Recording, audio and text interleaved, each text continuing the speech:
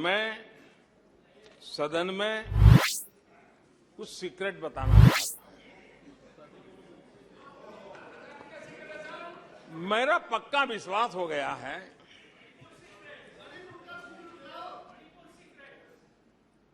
कि विपक्ष के लोगों को एक सीक्रेट वरदान मिला हुआ है। हाँ,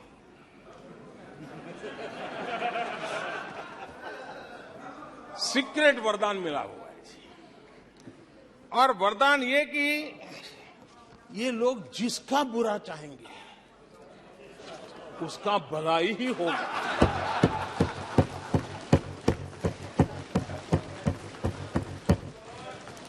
एक उदाहरण तो आप देखिए, मौजूद है। 20 साल हो गए, क्या कुछ नहीं हुआ, क्या कुछ नहीं किया गया, लेकिन भलाई होता गया। तो आपको बड़ा सीक्रेट वरदान है जी। और मैं 3 उदाहरण से ये सीक्रेट वरदान को सिद्ध कर सकता हूं जी।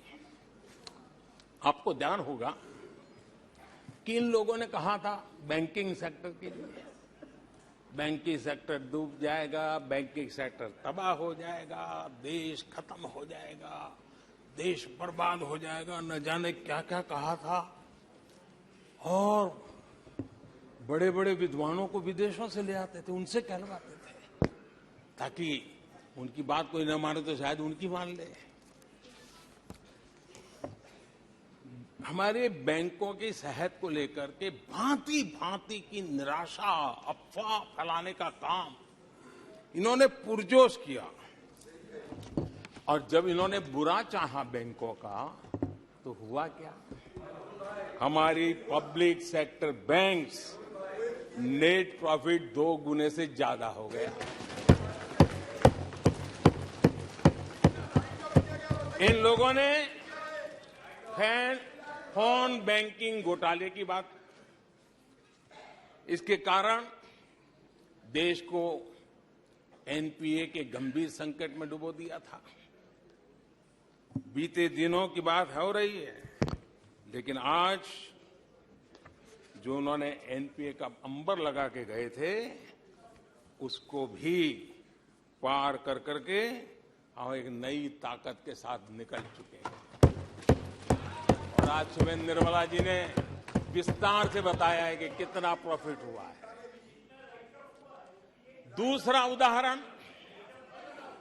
हमारे डिफेंस के हेलीकॉप्टर बनाने वाली सरकारी कंपनी एचएएल,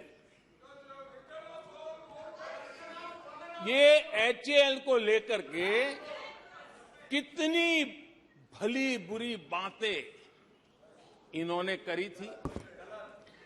क्या कुछ नहीं कहा गया था एचएएल के लिए, और इसका दुनिया पे बहुत नुकसान करने वाली भाषा का प्रयोग किया गया था। और एचएएल तबाह हो गया है, एचएएल खत्म हो गया है, भारत की डिफेंस इंडस्ट्री खत्म हो चुकी है। ऐसा न जाने क्या क्या कहा गया था एचएएल के लिए। इतना ही नहीं, जैसे आजकल खेतों में जाकर के वीडियो शूट होता है, मालूम है ना? हाँ, खेतों में जाकर के वीडियो शूट होता है, हाँ। वैसा ही उस समय एचएएल फैक्ट्री के दरवाजे पर मजदूरों की सभा करके वीडियो शूट करवाया गया था और वहां के कामगारों को भड़काया गया था। अब तुम्हारा कोई भविष्य नहीं है, तुम्हारे बच्चे मरेंगे, भूखे मरेंगे, एचएएल डूब रहा है। देश की इतनी महत्वपूर्ण इंस्टीट्यूट को इतना बुरा चाहा, इतना बुरा चाहा, इतना बुरा कहा कि वो सीक्रेट आज एचएएल सफलता की नई बुलंदियों को छू रहा है। एचएएल ने अपना highest ever highest revenue register किया है। इनके जी भर करके गंभीर आरोप के बावजूद भी वहां के कामदारों को, वहां के कर्मचारियों को उकसाने की भरपूर कोशिश के बावजूद भी आज एचएएल देश की आन बान शान बन के उठ रहा है। आदरणीय